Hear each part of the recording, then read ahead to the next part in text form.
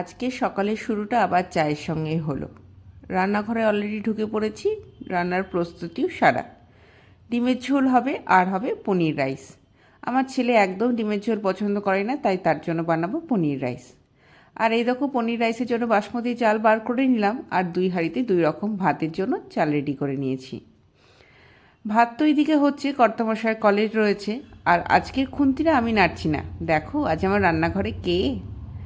আজকে রান্নার দায়িত্ব কর্তামশায়ের, মানে শুধুমাত্র ডিমের ঝোলটা তিনি বানিয়ে খেয়ে দিয়ে কলেজ যাচ্ছেন। আর তারপর আমি এদিকে পনির রাইসটা রেডি করে নিচ্ছি। তাড়াতাড়ি করে রান্না বান্না করে সকালের ব্রেকফাস্টটা সেরে আবার একটু বাজারে বেরোবো। এই আমার ছেলে সকালের টিফিন, পনির রাইসের সঙ্গে 2টো পরোটাও দিয়ে দিয়েছি। সকালবেলা এটাই সে খাওয়া দাওয়া করলো।